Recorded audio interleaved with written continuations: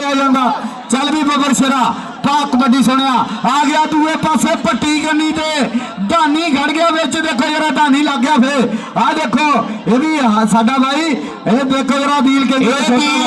छोटा वीर सईद खोखर दा पोतिया कहंदे मुंडा आ वेर के फल आ गया कहंदे 2 नंबर चो ये बील किंग दा छोटा भरा आया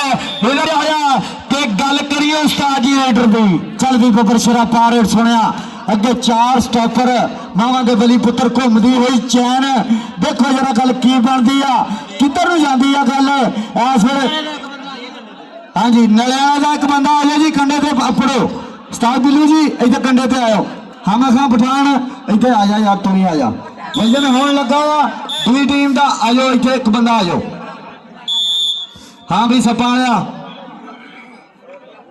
क्या बात आ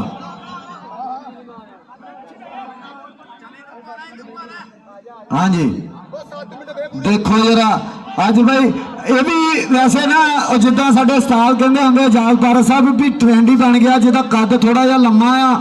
वो भाई सप्पा वाला मुश्किल रंग आ सप्पा वाला खाने लग पाया जिहदा मदरा आ वो की है जी मच्छो जादूगर बन गया ठीक है ना ये वैसे ट्रेंड जिहा बन गया आ अपनी पछाण आप बना तुहानूं जिदा मच्छो नूं याद करती दुनिया तुहानूं भी करे ये सप्पा वाले नूं याद करती दुनिया तुहानूं भी करे तुसी अपना नाम सप्पा वाले के नाम तो लग पे जे लिखाउण इदा नहीं फिर मैनू सप्पा वाला कह दे जी आण के सानू कमेंटेटरां नूं कहणगे फलाना सप्पा वाला भी सप्पा वाला तो इक्को ही आ बाकी इदा पहला बिजली वाले भी किन्ने ही सीगे यार एक बंदा आ जाओ भाई जिहड़ियां जित्तियां टीमां गल नोट कर ली जित्तियां टीमां जाण जित्तियां टीमां जा नहीं सकदियां क्योंकि जिहड़ियां 5 टीमां रहणियां इन्हां दीयां टाइयां पैणियां जिहड़ी टीम फिर जी टाइयां दे विच 3 कर दित्तियां जाणियां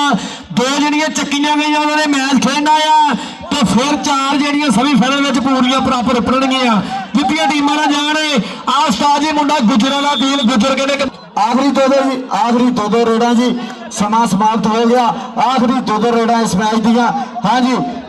नलियाले की टीम का वजन हो रहा सटियाले वाले कित्थे जे आजो भाई मुड़ के इतराज ना करो बार बार ऐलान करते हैं नलियाले की टीम का वजन हो रहा सटियाले का कोच कैप्टन एक जिम्मेदार बंदा कंडे ते पड़ो आजो भाई आजो मैच तो खत्म हो गया हाँ जी मैं देख रहा अकील अंसारी 6 चक ढिलवाना साडा भाई भी पढ़िया जनाब फखराबाद ओपन नुमाइंदगी करेगा इंशाल्लाह